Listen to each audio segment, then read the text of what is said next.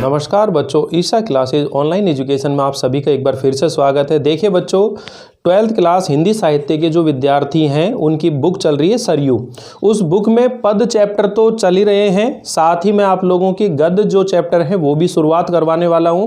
आज इस वीडियो के अंदर हम प्रेमचंद जी की कहानी है गुल्ली डंडा, उसे पूरे अच्छे ढंग से समझने वाले हैं। देखिएगा, जो गद्य भाग है सरयू बुक के अंदर पद और गद्य दोनों मिलाकर टोटल 22 चैप्टर हैं, लेकिन अगर हम बात करें गद्य चैप्टर की तो टोटल 10 चैप्टर हैं गद्य चैप्टर। तो गद्य में जो 4 चैप्टर हैं वो हट गए हैं, तो 6 ही चैप्टर आप लोगों को तैयार करने हैं। और 6 चैप्टर के अंदर से ये जो पहला चैप्टर है एक तरह से कहानी है गुल्ली डंडा, ये एक उद्देश्य प्रदान कहानी है। इस कहानी का एक उद्देश्य है कि आज हमारे समाज के अंदर अगर हम देखें तो हम विदेशी संस्कृति, जिसको बोला गया है पाश्चात्य संस्कृति, विदेशी संस्कृति का अंधा अनुकरण कर रहे हैं और विदेशी संस्कृति को अपनाने में हम अपने आप में गौरव का अनुभव करते हैं, जबकि हमारे देश की जो संस्कृति है, हमारे देश के जो खेल हैं या हमारे देश की जो बातें हैं उनको हम ग्रहण नहीं कर रहे हैं, उनको हम हीन भावना से देख रहे हैं।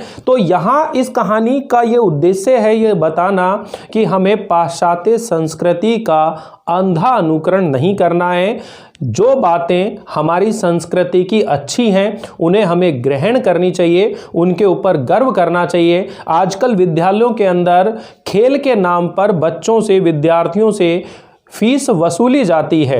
ऐसे ऐसे खेल वहाँ विद्यालय में लाए जाते हैं जो हमारे देश के विद्यार्थी के लिए उनकी आर्थिक स्थिति सही ना होने की वजह से वो नहीं खेल पाते हैं। तो यहाँ प्रेमचंद जी ये कहना भी चाह रहे हैं कि भाई हमारे खेल के, हमारे देश के जो सस्ते खेल हैं, ठीक है ना, जो कम संसाधनों से उनको खेला जा सकता है, तो ऐसे खेलों को बढ़ावा देना चाहिए, ठीक है, और व्यर्थ का बोझ विद्यार्थियों के ऊपर नहीं डालना चाहिए। तो बहुत अच्छे से हम लोग ये कहानी जो है समझने वाले बच्चों। इससे पहले मैं आप लोगों को जो मुंशी प्रेमचंद जी हैं उनका जो जीवन परिचय वो मैं थोड़ा सा आपको समझा देना चाहता हूँ। तो सबसे पहले ध्यान रखिएगा कि जो मुंशी प्रेमचंद जी हैं उन्हें उपन्यास सम्राट के नाम से जाना जाता है।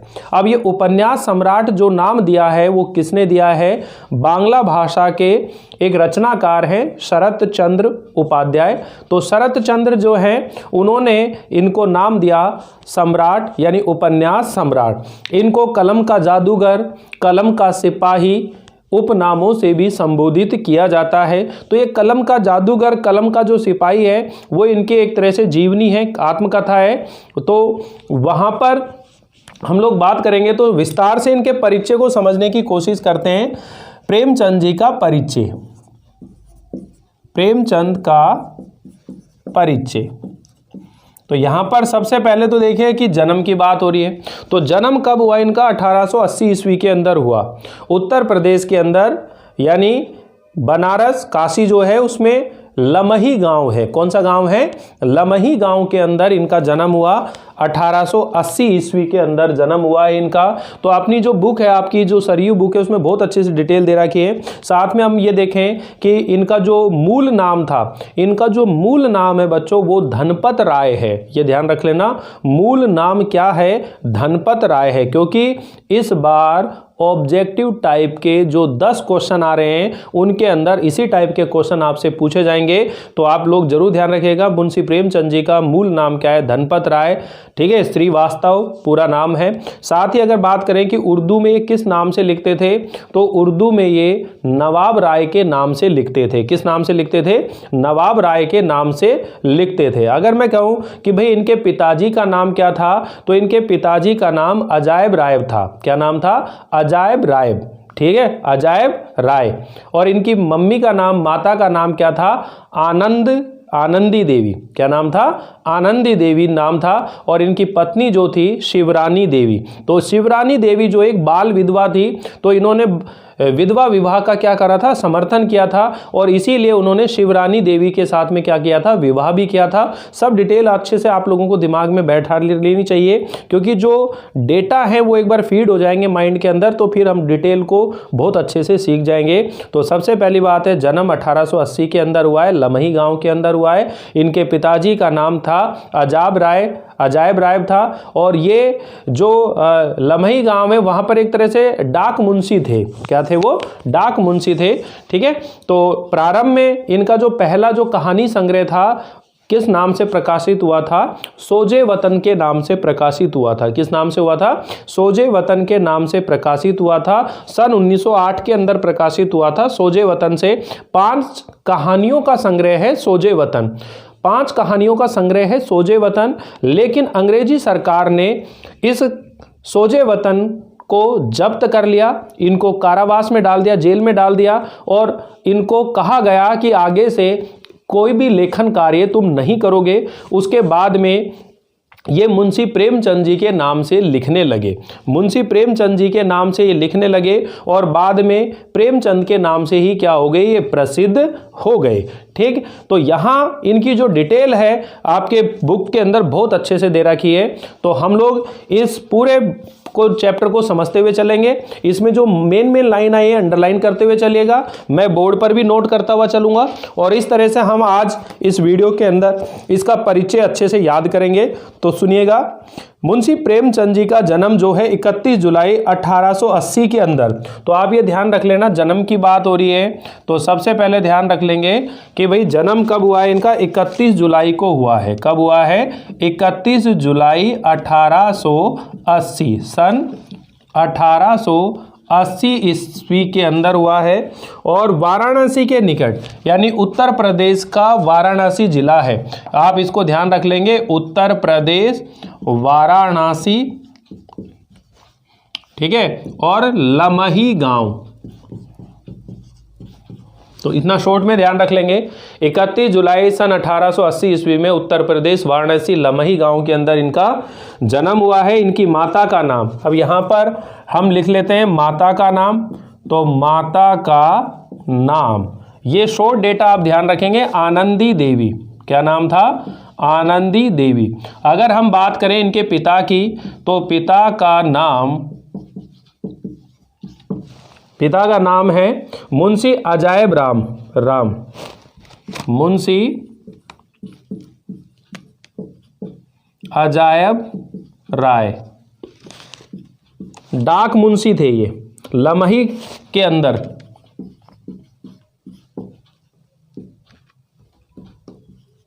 डाक मुंशी, ये शॉर्ट नोट्स आप बनाते चलेंगे ताकि याद करने में आसानी रहेगी।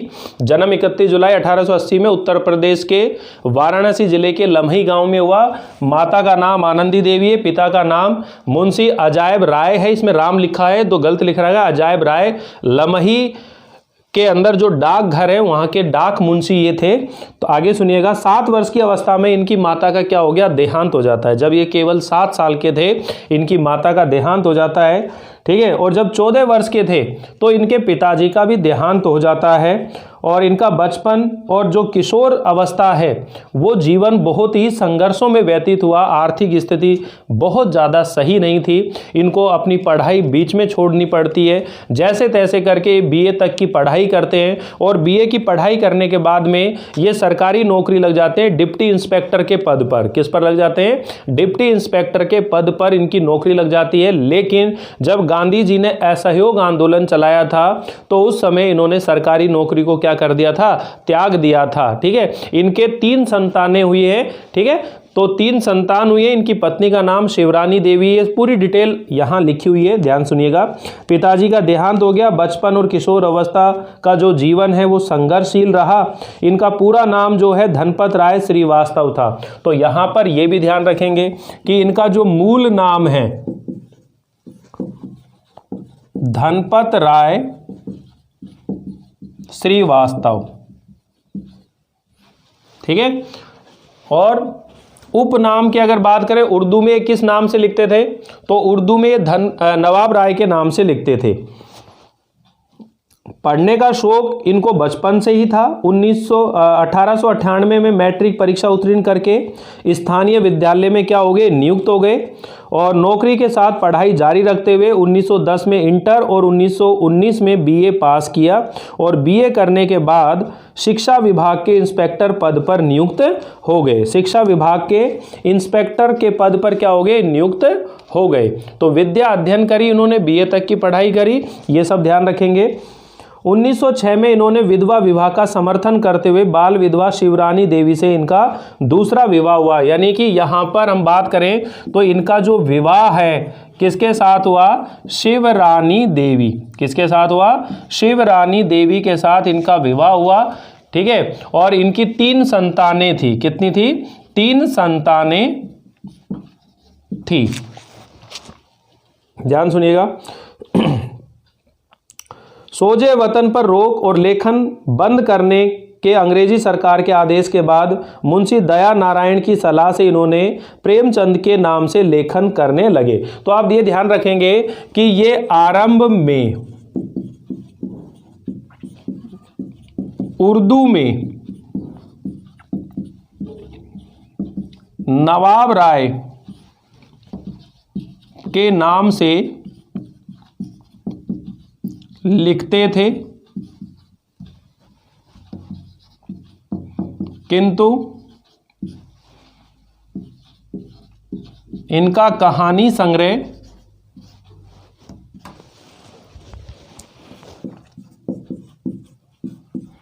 सोजे वतन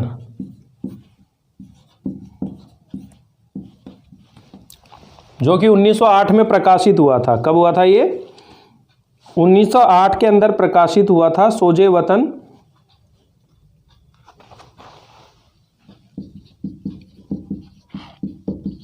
उन्नीस सौ 8 ईस्वी में प्रकाशित हुआ था। ये जो सोजे वतन है इसको अंग्रेजी सरकार ने क्या कर लिया, जब्त कर लिया। ठीक है, सोजे वतन को अंग्रेजी सरकार ने जब्त कर लिया और प्रेमचंद को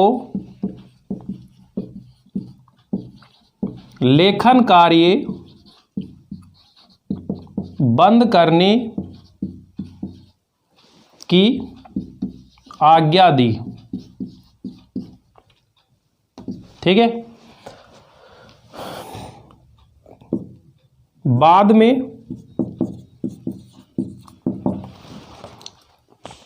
मुंशी दया नारायण की सलाह से, मुंशी दया नारायण की सलाह से प्रेमचंद के नाम से लिखने लगे। प्रेमचंद नाम से लिखने लगे। यानी कि बाद में ये मुंशी दया नारायण, ये ध्यान रखनी है आप लोगों को, क्योंकि ऑब्जेक्टिव में प्रश्न पूछे जा सकते हैं कि प्रेमचंद नाम से लिखने लगे थे, किसकी सलाह से। तो मुंशी दया नारायण की सलाह से ये प्रेमचंद नाम से लिखने लगे थे। इनका पहला उर्दू में जो कहानी संग्रह है, उर्दू में जो कहानी संग्रह है उसका नाम क्या है, सोजे वतन है। सोजे वतन कब प्रकाशित हुआ था, सन 1908 ईस्वी के अंदर प्रकाशित हुआ था। सोजे वतन में कितनी कहानियों का संग्रह है, तो 5 कहानियों का संग्रह है। ठीक है ना, 5 कहानियों का संग्रह। सोजे वतन का क्या अर्थ है, देश का दर्द, देश की पीड़ा। सोजे वतन का अर्थ क्या है, देश का दर्द, देश की पीड़ा। तो इस तरह से आप लोग इन चीजों का ध्यान रखेंगे। उर्दू में ये किस नाम से लिखते थे, तो उर्दू में ये नवाब राय के नाम से लिखते थे। इनकी पत्नी का नाम शिवरानी देवी था, धनपत राय इनका मूल नाम था, पिताजी का नाम अजायब राय था और माता का नाम आनंदी देवी था। 31 जुलाई 1880 में उत्तर प्रदेश के वाराणसी जिले के लमही गांव के अंदर इनका जन्म हुआ है। ठीक है, और मुंशी दया नारायण की सलाह सलाह से ये प्रेमचंद के नाम से लिखने लगे और प्रेमचंद के नाम से इनको काफ़ी प्रसिद्धि मिल गई थी। ठीक है, अब यहाँ पर ये भी लाइन आप दिमाग में रखेंगे कि बीए पास करने के बाद ये सरकारी नौकरी लगे, डिप्टी इंस्पेक्टर के पद पर नौकरी लगे, लेकिन गांधी जी के असहयोग आंदोलन में के वजह से इन्होंने सरकारी नौकरी से क्या दे दिया, त्याग पत्र दे दिया। तो ये लाइन जब इसके परिचय को लिखोगे तो उस समय आप लोगों को ये लाइन भी लिखनी है। आगे सुनिएगा। 1906 में इन्होंने विधवा विवाह का समर्थन करते हुए बाल विधवा शिवरानी देवी से दूसरा विवाह कर लिया। उनके 3 संतानें हुई। सोजे वतन पर रोक तथा लेखन बंद करने के अंग्रेज सरकार के आदेश के बाद मुंशी दया नारायण की सलाह से इन्होंने प्रेमचंद के नाम से लेखन प्रारंभ किया। यह नाम ही आगे चलकर प्रसिद्ध हो गया। उर्दू में लेखन कार्य नवाब राय नाम से करते थे। उनका अंतिम उपन्यास मंगलसूत्र उनकी लंबी बीमारी और तत्पश्चात निधन के कारण पूरा न हो सका। तो इनका एक उपन्यास है मंगलसूत्र। तो आपसे ये क्वेश्चन पूछा जा सकता है कि निम्न में से प्रेमचंद जी का वह कौन सा उपन्यास है जो अपूर्ण रहा है? तो वह मंगलसूत्र। कौन सा रहा है बच्चों? मंगलसूत्र। यह अंडरलाइन कर लेना। इनके पुत्र अमृत राय ने इस उपन्यास को पूरा करके अपने पुत्र धर्म का निर्वहन किया। तो मंगलसूत्र जो उपन्यास है उसको पूरा किसने किया? इनके पुत्र है अमृत राय, उन्होंने इनको पूरा किया। मुंशी प्रेमचंद जी ने हिंदी साहित्य को नाटक, निबंध, उपन्यास, कहानी जैसी अनेक विधाओं से समृद्ध किया। साथ ही उन्होंने संपादन एवं अनुवाद कार्य भी किया, किंतु इनको प्रसिद्धि एक कथाकार और उपन्यासकार के रूप में ही मिली। बंगाली के प्रसिद्ध साहित्यकार हैं शरत चंद्र चट्टोपाध्याय, उन्होंने उपन्यास सम्राट की उपाधि दी। ठीक है, तो ये जो मुंशी प्रेमचंद जी हैं इनको उपन्यास सम्राट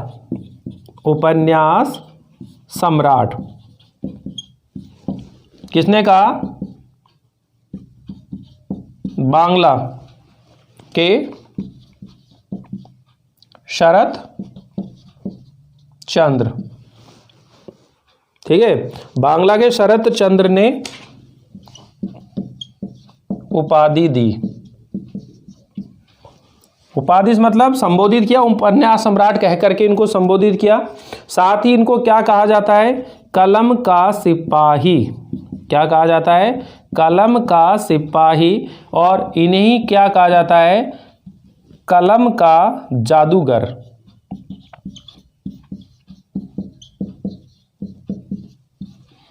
ठीक, ये ध्यान रखेंगे इसमें।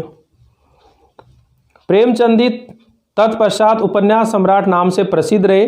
इनका रचना संसार इस प्रकार है। इन्होंने जो नाटक लिखे हैं, संग्राम, करबला, ये इनके नाटक हैं। संग्राम 1922 में और करबला 1928 में। तो ये जो नाटक लिखे इन्होंने 1922 में संग्राम और करबला 1928 में। निबंध और लेख भी इन्होंने लिखे हैं। विभिन्न पत्र पत्रिकाओं में प्रेमचंद के निबंध छपते रहे हैं, जिनमें इन्होंने सामाजिक एवं साहित्यिक चिंताओं की अभिव्यक्ति की है। प्रेमचंद के निबंधों का संकलन प्रेमचंद विविध प्रसंग, जिनके 3 भाग हैं, तथा प्रेमचंद कुछ विचार नाम की पुस्तकों में मिलता है। इनमें से कुछ प्रमुख निबंध साहित्य का उद्देश्य, कहानी कला, भाग 1, 2, 3, हिंदी उर्दू की एकता, महाजनी सभ्यता, उपन्यास, जीवन में साहित्य का स्थान आदि है। अनुवाद टॉलस्टॉय की कहानियाँ, गॉल्सवर्दी के 3 नाटकों का हड़ताल और चांदी की डिब्बिया और न्याय नाम से इन्होंने अनुवाद किया है। तो ये सब चीज़ आप लोग पढ़ लेंगे, कोई दिक्कत नहीं है। डॉक्टर कमल किशोर गोयनकार के अनुसार प्रेमचंद जी ने कुल 301 कहानियाँ लिखी है। तो आप ये ध्यान रखेंगे कि प्रेमचंद जी ने कुल कितनी कहानियाँ लिखी हैं। तो किसके अनुसार बात हो रही है? डॉक्टर कमल किशोर गोयनका। डॉक्टर कमल किशोर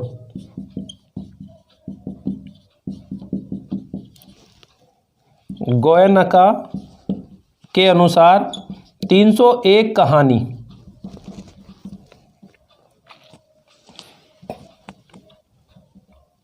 के अनुसार प्रेमचंद ने 301 कहानियाँ लिखी हैं। ठीक है, 301 कहानियाँ लिखी हैं, जिनमें से 3 अभी भी अप्राप्य हैं, यानी कि प्राप्त नहीं है। इनकी प्रथम कहानी कौन सी है, ये तय करना बड़ा ही कठिन है। फिर भी कुछ विद्वान हैं संसार का अनमोल रतन, संसार का अनमोल रतन प्रेमचंद जी की पहली कहानी मानते हैं। और कुछ लोग हैं जो पंच परमेश्वर, जो कि 1916 ईस्वी के अंदर प्रकाशित हुई थी, उस कहानी को इनकी पहली कहानी मानते हैं। तो ये एक मतभेद का विषय है कि इनकी पहली कहानी कौन सी है, संसार का अनमोल रतन या फिर पंच परमेश्वर, दोनों ध्यान रखेंगे। इनका पहला जो कहानी संग्रह वो सोजे वतन नाम से सन 1908 में प्रकाशित हुआ। इनके जीवन काल में कुल 9 कहानी संग्रह प्रकाशित हुए हैं। एक तो सप्त सरोज, ठीक है, नवनिधि, प्रेम पूर्णिमा, प्रेम पच्चीसी, प्रेम प्रतिमा, प्रेम द्वादशी, समर यात्रा और मानसरोवर भाग 1 व 2, और अंतिम रूप से कफन। तो जो कफन है वो प्रेमचंद जी की अंतिम कहानी मानी जाती है। प्रेमचंद जी की मृत्यु के पश्चात इनकी कहानियां मानसरोवर शीर्षक से 8 खंडों में प्रकाशित हुई हैं। प्रेमचंद जी की कहानियों के विकास क्रम को 3 खंडों में बांट सकते हैं।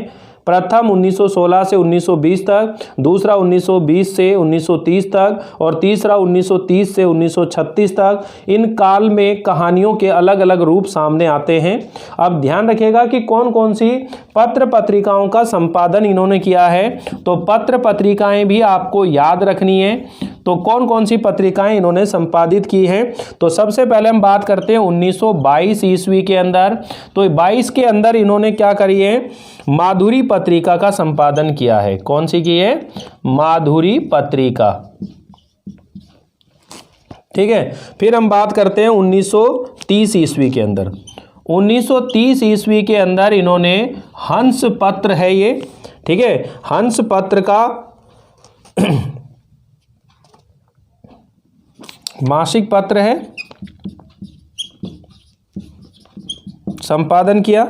और 1932 में जागरण साप्ताहिक पत्रिका थी ये,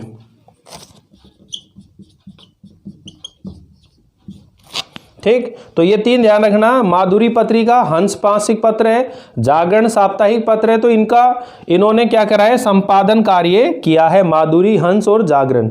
माधुरी का 1922 में, हंस का 1930 में, और जागरण का 1932 ईस्वी के अंदर हुआ है। इनके प्रमुख उपन्यासों के बारे में बात होती है तो टोटल 15 जो उपन्यास माने जाते हैं इनके टोटल। तो उन उपन्यासों के यहाँ क्रम से आपकी बुक में नाम दिए गए हैं, तो इसीलिए मैं बोर्ड पर नहीं लिख रहा हूँ, क्योंकि आप इसको एज इट इज उतार लेंगे, लिख लेंगे। सारे जो उपन्यास हैं वो ध्यान रख लेना। सबसे पहले वरदान है जो अनुद्वितीय 1921 ईस्वी में, दूसरा प्रेमा 1907 में, रूठी रानी 1907 में, सेवा सदन 1918 में, प्रेमाश्रम 1921 में, रंगभूमि 1925 में, कायाकल्प 1926 में, निर्मला 1927 में, और गबन 1931 में, कर्मभूमि 1932 में, गोदान 1936 में, और जो मंगलसूत्र है वो अधूरा है 1948 ईस्वी में प्रकाशित हुआ। तो इस तरह से ये छोटा सा परिचय हम लोगों ने पढ़ा है। उम्मीद है कि आप लोगों को कुछ बातें समझ में आई होंगी। अब देखिए कि पाठ की बात करते हैं हम लोग कि ये जो गुल्ली डंडा कहानी है, इस कहानी का उद्देश्य मैं आप लोगों को बता चुका हूं पहले भी, वापिस से सुनिएगा कि ये जो गुल्ली डंडा कहानी है बचपन की यादें संजोई गई है। यानी बचपन के अंदर हमने आपने न जाने क्या क्या खेल खेले, किस तरह के खेल खेले, वो बचपन की जो यादें हैं, स्मृतियां हैं, वो हमारे मन मस्तिष्क पर, चाहे हम कितने भी बड़े क्यों ना हो जाएं, सदैव हमारे बचपन की वो यादें हमसे जुड़ी रहती हैं। और किसी कारणवश अगर हमें अपने जन्म स्थान को छोड़ करके किसी दूसरे स्थान पर जाना पड़ता है, क्योंकि आजकल बहुत सारे लोग नौकरी व्यवसाय की वजह से अपने जगह को छोड़कर चले जाते हैं, कभी भविष्य में दोबारा वहां पर आते हैं तो वहां की जो यादें हैं वो मन को कचोटती हैं, मन को वो पुरानी यादें जो है बार बार याद आती हैं। तो इसी तरह यहाँ अगर हम बात करें बच्चों, कोई भी जब कहानी पढ़ते हैं तो तत्वों के आधार पर बात करते हैं। तो सबसे पहला जो तत्व होता है वो कथानक होता है, दूसरे नंबर पर कौन सा होता है, पात्र होता है या चरित्र चित्रण, तीसरे नंबर पर देशकाल होता है, चौथे नंबर पर हम बात करें वेशभूषा, ठीक है। अगर भाषा शैली और उद्देश्य, से, ये 6 तत्व होते हैं। तो यहाँ पर पात्रों के नाम पर तो केवल अपन देखेंगे 2 ही पात्र हैं। एक गया नामक पात्र है जो साइस है, साइस मतलब जो घोड़े की सेवा करने वाला एक व्यक्ति है, नौकरी करता है एक तरह से, और एक कथानायक है, ठीक है ना, जो अधिकारी बन जाता है, अफसर बन जाता है। लेकिन गया और जो कथानायक है वो बचपन में एक साथ ही पढ़े हैं, खेले हैं, ठीक है, और गुल्ली डंडा का खेल खेलते थे। तो जो गया है वो लंबा पतला दुबला बड़ा फुर्तीला बालक है। तो आगे इस कहानी में देखिए कितना इंटरेस्ट आता है, आपको मजे आएंगे। बचपन की यादें संजोई गई है। कहानी बड़े कौशल से इस सच्चाई को चरितार्थ करती है कि जो पद प्रतिष्ठा है, पद और प्रतिष्ठा मनुष्य के बीच नैसर्गिक संबंध को समाप्त कर देती है। तो ये एक क्वेश्चन है बच्चों, ध्यान रख लेना, एग्जाम में जो क्वेश्चन बनते हैं वो पाठ परिचय में से ही बनते हैं। बोर्ड के अंदर जो क्वेश्चन बनते हैं वो पाठ परिचय में बनते हैं। इसलिए आप ये ध्यान रख लेना, ये क्वेश्चन आएगा कि पद प्रतिष्ठा मनुष्य के बीच के नैसर्गिक संबंध को समाप्त कर देती है, कैसे स्पष्ट कीजिए, ऐसे जोड़ देते हैं आगे। तो इसका उत्तर हम लोग कहानी पढ़ लें, एक बार फिर समझाऊंगा, क्योंकि एक बार कहानी आपके माइंड में होनी चाहिए कि कथानायक और जो गया हैं वो बचपन में कितने अपनेपन के भाव से खेलते हैं। गया जो है कथानायक को खूब पदाते हैं ना, जैसे खूब खेलते हैं, खूब छका लेते हैं। तो ये गाँव की शब्दावली के शब्द भी अपन को देखने को मिलेंगे यहाँ पर, ठीक है। कहानी में कथानायक और गया दोनों बाल सखा हैं, दोनों बचपन के मित्र हैं, ठीक है, बाल सखा हैं। दोनों ही बाल अवस्था में बिना किसी भेदभाव के गुल्ली डंडा खेलते हैं। भाई जब भी कोई खेल खेलते हैं तो उसमें जाति धर्म ऊंच नीच का कोई भेदभाव नहीं होता है, और बच्चों के खेल में तो किस तरह का भेदभाव। तो जो गया है और जो कथानायक हैं दोनों बाल सखा हैं, बचपन में साथ साथ खेलते हैं, ठीक है, गुल्ली डंडा खेलते हैं। कथानायक जो है वो थानेदार का लड़का था, कथानायक जो है वो थानेदार का लड़का था, और दाव देने के विवाद में गया के हाथों पिट भी गया। भाई गया उसे पीट देता है, अभी कहानी का पूरा सारांश समझाऊंगा, परंतु उसने किसी से शिकायत नहीं की। तो ये भी क्वेश्चन है कि खेल खेल में बच्चे जब कई बार पिट जाते हैं तो वह अपने पिटने की जो बात है अपने बड़ों को नहीं बताते हैं। तो बड़ों को क्यों नहीं बताते हैं? अगर बड़ों से कह दिया कि आज हम खेलने गए थे और वहाँ पर मेरे को इसने पीट दिया, तो घर वाले दोबारा खेलने नहीं भेजेंगे। भाई ये संभावना है ना, घर वाले नहीं भेजेंगे, भाई मत जा वहाँ पर, उसके साथ क्यों खेलता है तू, उसको डांट फटकार के रोक देंगे, तो फिर दोबारा वो खेलने नहीं जाएगा। यही कारण है कि खेल खेल में कई बार बच्चों में लड़ाई हो जाती है, एक दूसरे को पीट भी दे देते हैं, लेकिन वो बातें घर पर आकर वो नहीं बताते हैं। तो उसका कारण यही है, ठीक है। लेकिन आज समय बदल गया है, आज तो किसी के अंदर भी इतना भी संतोष नहीं है, क्योंकि आज तो झगड़े बात बात पर बढ़ जाते हैं बच्चों। तो देखिएगा बच्चों, थानेदार का लड़का था, दाव देने के विवाद में गया के हाथों पिट भी गया था, परंतु उसने किसी से भी शिकायत नहीं करी। तो ये दूसरा क्वेश्चन बन गया। 20 साल बाद कथानायक जो अब इंजीनियर हो गया था, तो ये भी ध्यान रख लेना कि जो कथानायक है 20 साल बाद क्या बन गया, इंजीनियर बन गया था, और उसी गांव में आता है। यहाँ वह बचपन की स्मृतियों को सजीव करने के लिए गया से मिलता है और उसके साथ गुल्ली डंडा खेलना चाहता है। उसके बहुत आग्रह पर गया खेलता तो है, लेकिन उसके खेल में बचपन वाली बात कथानायक को नज़र नहीं आती। यहाँ कथानायक सोचता है कि उसकी अप्सरी, यानी कि वो अफसर बन के आया है, उसकी अफसरी गया और उसके बीच एक दीवार बन गई है, ये दर्शाते हुए कहानी का समापन हो जाता है। तो देखिएगा, बहुत ही आनंद के साथ ये कहानी हम लोग पढ़ने वाले हैं। आज इस वीडियो के अंदर हम लोग इतना ही पढ़ेंगे। नेक्स्ट वीडियो के अंदर इस कहानी का सार और पूरी कहानी को अच्छे से समझने की कोशिश करेंगे, और उम्मीद है कि आपको मेरे द्वारा पढ़ाई हुई सब चीज़ें समझ में आ रही होंगी। तो जुड़े रहिए, मिलते हैं अगली बार इस कहानी का आनंद लेते हुए। तब तक के लिए थैंक यू, बाय बाय।